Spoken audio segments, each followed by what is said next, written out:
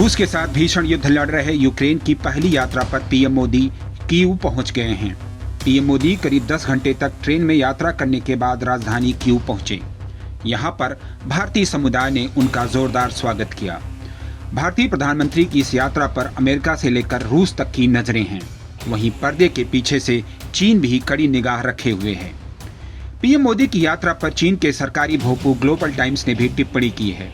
Global times ने चीनी विशेषज्ञों के हवाले से कहा कि पीएम मोदी रूस और यूक्रेन के बीच योग कूटनीति को इस्तेमाल करने की उम्मीद कर रहे हैं।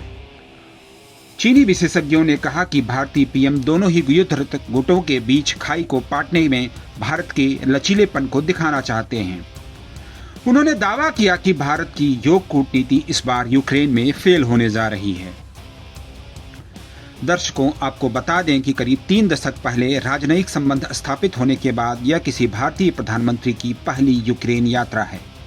इससे पहले 8 जुलाई को पीएम मोदी रूस की यात्रा पर गए थे और राष्ट्रपति व्लादिमीर पुतिन से मुलाकात की थी। इस यात्रा की अमेरिका से लेकर के यूक्रेन के राष्ट्रपति जेलेंस्की तक ने आलोचना की थी। जेलेंस्की ने पुतिन को खूनी हत्यारा करार दे दिया था।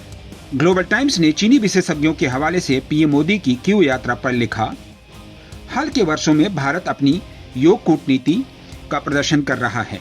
इसके तहत भारत अपने वैश्विक प्रभाव का इस्तेमाल करके देशों को साथ ला रहा है, उनके बीच मतभेदों को कम कर रहा है। मोदी की यह यूक्रेन यात्रा भी योग कूटनीति को दिखाता है।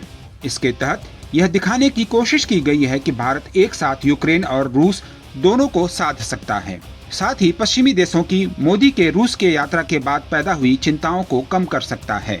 चीनी विशेषज्ञों ने कहा कि यह भारतीय प्रधानमंत्री का कदम केवल अपने अस्तित्व को दिखाने की कोशिश है।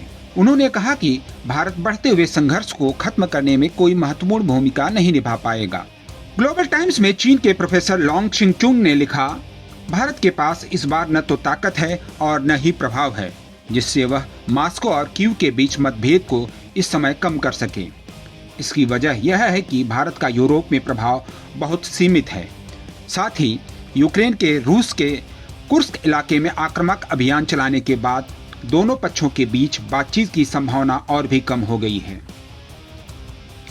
चीनी मीडिया ने कहा कि रूस के पूर्व राष्ट्रपति और पुतिन के करीबी दमित्री मेदवेदेव ने भी कहा है कि कुर्स्क में हमले के बाद यूक्रेन के साथ कोई बातचीत तब तक नहीं होगी जब तक कि युद्ध के मैदान में जेलेंस्की की सेना को पूरी तरह से हरा नहीं दिया जाता। चीनी प्रोफेसर लॉन्ग ने कहा कि क्या भारत के पास इतनी ताकत है कि वह दोनों ही पक्षों को वार्ता की मेज पर ला सके और ऐसा सीज फायर प्रस्ताव दे सके जो दोनों पक्षों को मान्य है, यह सवाल है। दर्शकों, आपको बता दें कि पीएम मोदी यूक्रेन पहुंचने से पहले पोलैंड में थे और उन्होंने गुरुवार को कहा कि भारत का मानना है कि किसी भी संकट का समाधान युद्ध के मैदान में नहीं निकाला जा सकता।